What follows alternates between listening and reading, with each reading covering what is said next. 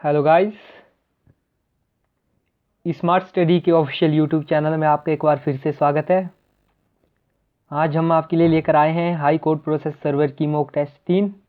तो चलिए बढ़ते हैं अपने पहले प्रश्न की ओर। जैसे कि आप देख सकते हैं, हमारा पहला प्रश्न है, आंख की रेटिना काम करती है।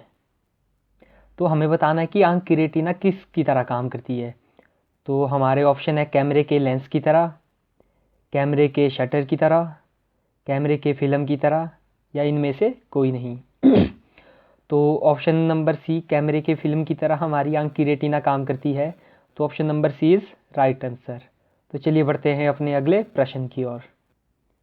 दोस्तों, हमारा अगला प्रश्न है, मानव शरीर का सामान्य तापमान है। तो option number C 98.4 degree Fahrenheit is the right answer. Option C आपका सही आंसर होगा। तो चलिए अगले क्वेश्चन की ओर बढ़ते हैं। तो ये रहा हमारा अगला प्रश्न, श्वेत कोयला किसे कहते हैं या श्वेत कोयला है। तो श्वेत कोयला कहा जाता है हमारे हाइड्रो इलेक्ट्रिसिटी को। Option number C is the right answer. तो अगला प्रश्न है हमारा, चंद्रमा पर दिन के समय अंतरिक्ष यात्री को आसमान दिखाई देता है। तो आपको बताना है कि दिन के समय अगर चंद्रमा से हम अंतरिक्ष को देखें तो कैसे दिखेगा। तो option number D is the right answer, काला दिखेगा हमें अंतरिक्ष चंद्रमा से। अगला प्रश्न है, पूरा पाषाण काल में मानव की महान खोज थी। तो आग की खोज पूरा पाषाण काल में हुई है और यह मानव की एक महान खोज थी। Option number A is the right answer. तो चलिए बढ़ते हैं अपने अगले प्रश्न की ओर। तो इस प्रश्न में आपको बताना है कि भारतीय पुरातन महाग्रंथ है। ये ऑप्शन के ऊपर डिपेंड करता है। Option number A is the right answer. अगर यहाँ पर ऑप्शन अलग अलग होते तो आंसर कुछ अलग हो सकता था। तो ऑप्शन को, अगर ऐसा प्रश्न आता है तो एक बार आपने ऑप्शन को देख लेना है। भारतीय पुरातन महाग्रंथ, ऑप्शन नंबर ए अष्टाध्यायी। हमारा अगला प्रश्न है, बनारस हिंदू विश्वविद्यालय के संस्थापक कौन थे। तो जैसा कि आपको भी पता होगा, मदन मोहन मालवीय ने बनारस में हिंदू विश्वविद्यालय की स्थापना की थी।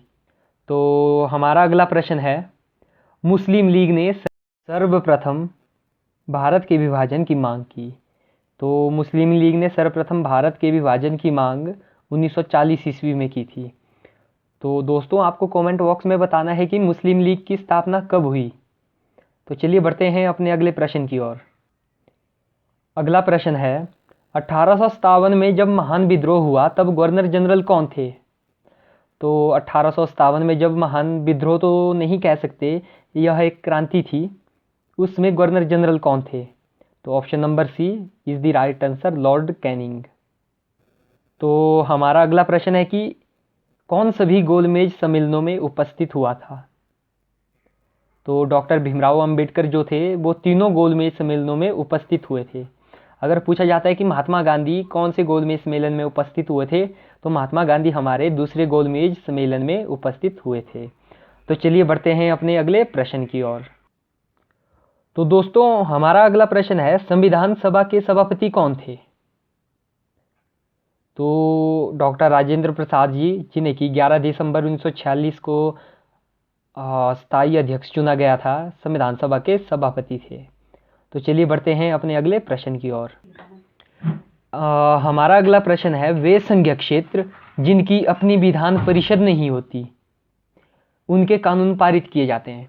तो आपको बताना है कि संघ शासित क्षेत्र जिनमें विधानमंडल नहीं होता, मतलब विधानसभा या विधान परिषद नहीं होती, उनके कानून आखिर पारित किए जाते हैं तो किसके द्वारा किए जाते हैं। तो जैसा कि आपको पता ही है कि जो हमारी यूनियन टेरिटरी होती हैं उनका शासन राष्ट्रपति के द्वारा चलाया जाता है। तो कानून बनाने की शक्ति यहाँ पर संसद को होती है। केंद्र सरकार के द्वारा ही संघीय क्षेत्र के शासनों को चलाया जाता है। तो अगला प्रश्न, जैसा कि आप देख सकते हैं, सामान्यतः लोकसभा की अवधि है। तो आपको भी पता है कि लोकसभा की अवधि 5 वर्ष है। अगला प्रश्न है, राष्ट्रपति अपना इस्तीफा देता है, तो राष्ट्रपति अपना त्यागपत्र किसको देगा, उपराष्ट्रपति को। अगला प्रश्न है कि इनमें से कौन सा लेख व्यक्तिगत स्वतंत्रता का बचाव है। तो जैसा कि आर्टिकल 32 में 5 प्रकार की रीट दी गई है, उनमें बंदी प्रत्यक्षीकरण लेख का जो संबंध है व्यक्तिगत स्वतंत्रता से है। जैसा कि आप अगला प्रश्न देख सकते हैं, पूर्ण राज्य बनने से पहले कौन सा भारत का सहयोगी राज्य था? तो अगर आपने पॉलिटिकल पढ़ा हो तो वहाँ पर 35वां संविधान संशोधन आपने ज़रूर पढ़ा होगा, जिसके द्वारा सिक्किम को भारत का सह राज्य बनाया गया था। तो option number C is the right answer. तो चलिए देखते हैं अपना अगला प्रश्न। अगला प्रश्न है कि कौन सी भाषा को 8वीं अनुसूची में मान्यता नहीं मिली है, यद्यपि यह राज्य की आधिकारिक भाषा कहलाती है? तो यहाँ पर देख सकते हैं आप, अंग्रेजी भाषा है। अंग्रेजी भाषा को 8वीं अनुसूची में मान्यता नहीं मिली है। जो हमारी 8वीं अनुसूची है उसमें 22 भाषाओं को मान्यता दी गई है, जिसमें सिंधी, संस्कृत, कश्मीरी सम्मिलित है, और अंग्रेजी 8वीं अनुसूची में नहीं है। लेकिन यह कई राज्यों की, जैसे नागालैंड वगैरह राज्यों की माफ़ कीजिएगा, राजकीय भाषा है। तो चलिए देखते हैं अपना अगला प्रश्न। हमारा अगला प्रश्न है कि विभाजन के कारण भारत में कौन सा उद्योग सबसे बुरी तरह प्रभावित हुआ था? तो जैसे कि भारत और पाकिस्तान का विभाजन हुआ था, तो उसमें जूट और कपास के जो हमारे उद्योग थे वो बुरी तरह प्रभावित हुए थे। बांग्लादेश और पश्चिम बंगाल से ये रिलेटेड है। तो चलिए बढ़ते हैं अपने अगले प्रश्न की ओर। हमारा अगला प्रश्न है कि सूर्य से पृथ्वी की निकटतम दूरी किस तारीख को होती है? सूर्य और पृथ्वी एक दूसरे के सबसे निकटतम कब होते हैं? तो option number C is the right answer. 3 जनवरी को सूर्य से पृथ्वी की निकटतम दूरी होती है। तो अगला प्रश्न देखिए, वायुमंडल में ऑक्सीजन का कितना प्रतिशत है? लगभग अप्रोक्स बताना है कि वायुमंडल में ऑक्सीजन का 20% है। तो चलिए बढ़ते हैं अगले प्रश्न की ओर। हमारा अगला प्रश्न है, विश्व में सबसे बड़ी खाड़ी कौन सी है? तो मैक्सिको की खाड़ी विश्व में सबसे बड़ी खाड़ी है। देखिए, यह प्रश्न दो तरह से पूछा जा सकता है। एक खाड़ी, मतलब खाड़ी हमारी दो तरह की होती है। एक खाड़ी गल्फ होती है, एक खाड़ी वे होती है। अगर पूछा जाए कि विश्व में सबसे बड़ी खाड़ी वे, इसमें आपको जो है इंग्लिश वर्जन क्वेश्चन का ज़रूर देखना है कि आपसे क्वेश्चन में वे पूछा गया है या गल्फ। अगर वे पूछा गया तो बंगाल वे, मतलब बंगाल की खाड़ी सबसे बड़ी होगी। अगर गल्फ पूछा जाए तो मैक्सिको की खाड़ी। तो चलिए अपना अगला प्रश्न देखते हैं। तो ये रहा हमारा अगला प्रश्न, विश्व में सबसे छोटा स्वतंत्र देश कौन सा है? तो इसका सही आंसर होगा Vatican city, option number D. तो अगला प्रश्न देखते हैं कि विश्व में सबसे बड़ी ताज़े पानी की झील कौन सी है? तो ऑप्शन नंबर बी, सुपीरियर झील विश्व में सबसे बड़ी ताज़े पानी की झील है। तो दोस्तों, अब आपको बताना है कि विश्व में चावल का सबसे बड़ा निर्यातक देश कौन सा है? तो बिल्कुल सही जवाब, भारत जो है विश्व में चावल का सबसे बड़ा निर्यातक देश है। देखिए दोस्तों, यहाँ से बहुत ही ज़रूरी क्वेश्चन है, इन क्वेश्चन को बार बार देखें। हिमाचल प्रदेश के सोलन जिले में जो हाजी मेला सबसे अधिक प्रसिद्ध मेला है, जो संबंधित है, तो आपको बताना है कि जो हाजी मेला किससे संबंधित है? तो जो हाजी मेला हमारा गुरु नानक देव से संबंधित है।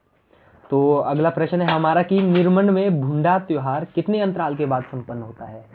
तो जो हमारा निर्मंड में भुंडा त्योहार मनाया जाता है वो 12 साल में एक बार मनाया जाता है। तो option number B is the right answer. अगला प्रश्न है, किसने अपनी पुत्री चंपावती के नाम पर चंबा कस्बे का नाम दिया? तो साहिल वर्मन ने अपनी पुत्री चंपावती के नाम पर चंबा कस्बे का नाम दिया। Option number B is the right answer. तो चलिए बढ़ते हैं अपने अगले प्रश्न की ओर। हमारा अगला प्रश्न है, कांगड़ा किले का निर्माण करवाया था? तो ऑप्शन नंबर डी, सुशर्मा चंद ने कांगड़ा किले का निर्माण करवाया था। हिमाचल प्रदेश में 84 मंदिर का स्थान है, तो आपको बताना है कि हिमाचल में 84 मंदिर कहाँ स्थित है? तो ये हमारे भरमौर में स्थित है। Option number D is the right answer. अगला क्वेश्चन, मोस्ट इंपोर्टेंट क्वेश्चन, इस बार आ सकता है प्रोसेस सर्वर के टेस्ट में या क्लर्क के टेस्ट में। तो किस वर्ष में doctor Rajendra Prasad medical college Tanda की स्थापना हुई? तो doctor Rajendra Prasad medical college Tanda Kangra यह स्थापित हुआ 1997 में। Option number A is the right answer 1996 to 1997। तो अगला क्वेश्चन आप देख सकते हैं कि कांगड़ा चित्रकला शैली का केंद्रीय विषय प्रेम कहानी थी। किसकी प्रेम कहानी थी? तो ऑप्शन नंबर ए राधा और कृष्ण की प्रेम कहानी थी। तो अगला प्रश्न है हमारा, हिमाचल प्रदेश के मंडी जिले में रिवाल्सर के साथ कौन सा संत जुड़ा है? तो ऑप्शन नंबर सी ऋषि लोमेश जो है रिवाल्सर से संबंधित है। तो दोस्तों इस प्रश्न में आपको बताना है कि हिमाचल प्रदेश के कौन से जिले में बिजली महादेव मंदिर स्थित है। तो जैसा कि सभी को इसका सही आंसर पता होगा, हिमाचल प्रदेश के कुल्लू जिले में बिजली महादेव मंदिर स्थित है। तो हमारा अगला प्रश्न है, हिमाचल प्रदेश के कौन से जिले में गोची त्योहार मनाया जाता है? तो लाहौल स्पीति में गोची त्योहार मनाया जाता है। Option number C is the right answer. तो चलिए बढ़ते हैं अपने अगले प्रश्न की ओर। हमारा अगला प्रश्न है, हिमाचल प्रदेश के कौन से जिले में झुरी लोक नृत्य होता है? तो ऑप्शन नंबर सी सिरमौर जिले में झुरी लोक नृत्य होता है। तो हमारा अगला प्रश्न है, किन्नर देश पुस्तक किसने लिखी? तो किन्नर देश पुस्तक के लेखक है हमारे Rahul Sankrityayan. Option number B. तो अगला प्रश्न जैसा कि आप देख सकते हैं, हिमाचल प्रदेश का पुरातन हाइडल प्रोजेक्ट है। तो यहाँ पर शैनन गलत लिखा हुआ है, ये होगा शानन। एक बार जब आप क्वेश्चन पढ़ते हो तो इसका इंग्लिश में भी पढ़ा करो, क्योंकि हिंदी में जो है ट्रांसलेशन गलत हो जाती है। तो option number A is the right answer, Shanan. Himachal Pradesh का ओल्डेस्ट हाइडल प्रोजेक्ट कहाँ पर है? शानन में है। अगला प्रश्न है, हिमाचल प्रदेश में आम का सबसे बड़ा उत्पादक जिला कौन सा है? तो जैसा कि कांगड़ा बॉयज़ की गोल्डन मैंगो वीडियो आपने देखी है, option number A is the right answer, Kangra Himachal Pradesh में आम का सबसे बड़ा उत्पादक जिला है। तो अगला प्रश्न आपको बताना है, हिमाचल प्रदेश में किस स्थान पर Indian institute of advance studies स्थित है? IIAS हिमाचल प्रदेश के किस स्थान में है? तो यह हमारी समर हिल में है, शिमला में summer hill. Option number A is the सही आंसर। तो अगला प्रश्न जैसे कि आप देख सकते हैं कि चौधरी श्रवण कुमार हिमाचल प्रदेश कृषि विश्वविद्यालय पालमपुर के प्रथम कुलपति कौन थे? तो doctor HR Kalia is the right answer. तो अगला प्रश्न जैसा कि आप देख सकते हैं, हिमाचल प्रदेश के किस जिले में कुनियार घाटी है? तो कुनियार घाटी हमारी ऑप्शन नंबर डी सोलन जिले में है। हिमाचल प्रदेश के किस जिले में बादल ग्लेशियर स्थित है? तो यह हमारा कांगड़ा जिले में है बादल ग्लेशियर। अगला प्रश्न है, लॉर्ड मेयो किस वर्ष शिमला आए थे? तो ये आए थे हमारे 1871 में। हमीरपुर कस्बे की स्थापना किसने की? हमीरचंद ने की। तो गाइज मिलते हैं अपनी अगली वीडियो में, तब तक के लिए आप अच्छे से इन प्रश्नों को पढ़िए। कल फिर हम आपके लिए मॉक टेस्ट 4 लेकर आएंगे। जय हिंद, जय भारत।